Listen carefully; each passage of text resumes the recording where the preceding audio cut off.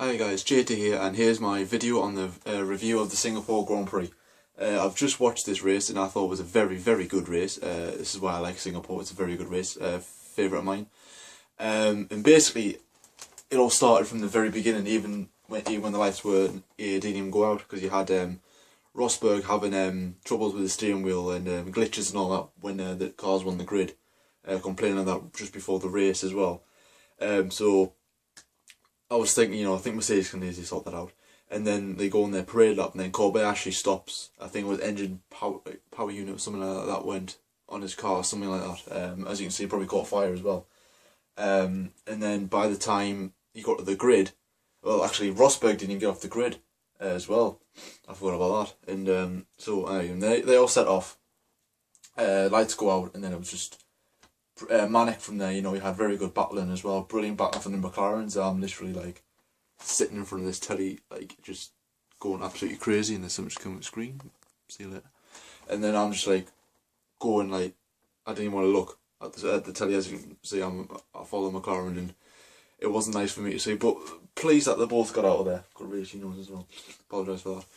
And then so then it was just pretty much plain sailing. Hamilton way ahead, and then you had like Ricciardo, Vettel, end to end as well. And then you had your Ferraris of Kimi and Alonso, Alonso Kimi, in between them, because you had like Red Bull Ferrari as well. So that was pretty tight as well, as you got. And then lap 15, Rosberg pits, and then that's game over for him. He had no clutch, so he couldn't pull away as well. So they tried to best with him. Then you could just see him waving about, going no. And then pretty much then it went all quiet. Really, there was just some overtaking here and there towards the back of the grid, and then it got a little bit quiet as a race. And then I'm popping it here out of the room because I thought there's nothing really here to watch. And then obviously the safety car comes out because of Perez's front wing.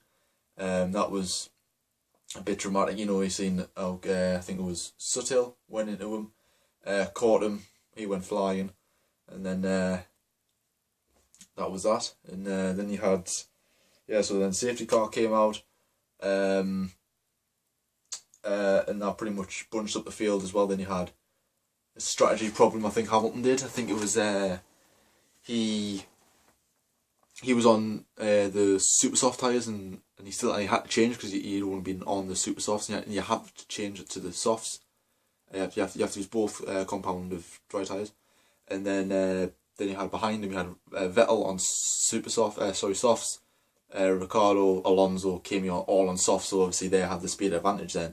So when they set off, Hamilton, he sets off and he has to gain at least a lead of 27 seconds to get in and straight out, which his engineer told him, and Hamilton was complaining on the radio saying, like, I can't do this. I need to come in. My rears are going off and everything like that, which is obviously a bit of a struggle for Hamilton. But I was thinking, even if he doesn't come out in front of the Red Bulls, I think he'll catch them straight away because his car is just so quick.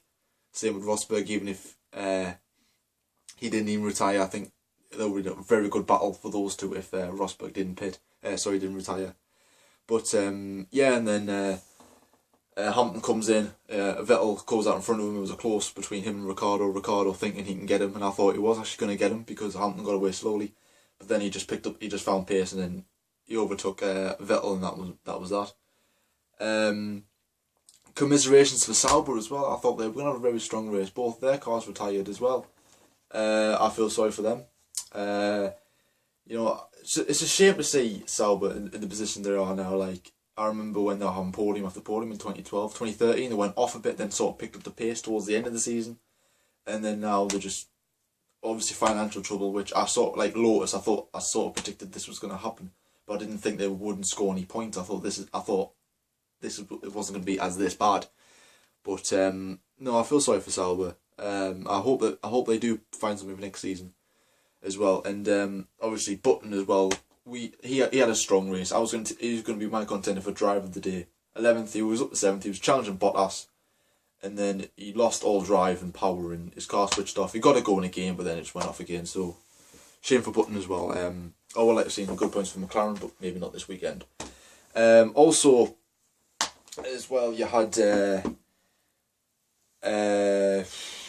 close battle with Ericsson as well, when he was up to 13th, I think it was, and then you had like Kvyat, I think it was, and Perez, and then Perez just overtook the pair of them as well. Perez did well to come back from his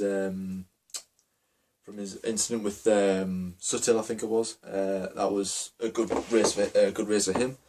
Could you say a good race for Alonso as well? He got 4th place. Well done to him. 4th place is probably not where Ferrari expected to be, but it's a good race. I would say that's a strong race for Ferrari. Bottas as well. Bottas had a good race, but then had shocking last few laps. You know, you could see him sliding all over the place, and then everyone overtaking him. I felt so sorry for him, bless him. But he gave Kevin Magnussen a point, which was really good for me. And also Maldonado had a strong race. He didn't crash. Something very rare going on here. You know, Maldonado not crashing, but he could have scored some points, but obviously his car lost the will to live. Also, probably for my driver of the day, it's tips between Vettel, because they've got a podium in second. That's his best finish he's got. He did very well. Vettel in a car that he's not good in. It's not a good car for him. And Jean-Eric Vergne as well. He had a tremendous few laps. You know, Bottas, Massa, Alonso. He just got everyone, and then he obviously had that 5-second penalty as well. But he kept 6th place because he was within 5 seconds of that. And you know, very, very good race for him. So I would say Jean-Eric Vergne and Sebastian Vettel were my drivers of the day. So who was your driver of the day? Who do you think did very well? And what do you think of the race as well? Do you think, is it getting a bit boring with Mercedes dominating all the time, like Hamilton or Rosberg? Or do you think it's a good thing because it's not the Red Bulls anymore, it's Hamilton? Are you British? Are you pleased to see Hamilton up there? I'm pleased to see him, because as you can tell, I'm British, English, and yeah, or you know, you could be German as well. You might want to see Vettel and Rosberg do well, and you know, and you're thinking, you know, I want to see Red Bull as well do well. But yeah, comment below to see what you think of the race, and comment below to think about my race review. Do you think I need to talk about more? Do you think I need to talk about less, or whatever? And yeah, and also how frequently would you like me to post videos as well? Like obviously I'll post, like I said on the status, I'll put up main videos every now and then maybe like little videos as well. I've got loads I want to talk about, but I don't want to do it all at the same time as well. I want to keep it as well, and then obviously I've got videos to do instead of just doing like every a day or so. Then I've got nothing to talk about by Saturday or say. Then I'm like, then you'll be expecting a video and all that. And obviously I've got a new Facebook page out. Obviously Formula 1 JT. It's linked with my YouTube channel. Please subscribe or please like to that. That is I'll post videos on there, also on F1 for Life, but I'll post it on my Facebook page and then share it with F1 for Life. I'll do that, and also my YouTube channel. I'll post this video on there, so please subscribe to that. Have a look at that. So yeah, thank you for watching, and I'll probably see you maybe I'll do a video during the week, or maybe I'll do one next weekend. Alright, I'll see you later.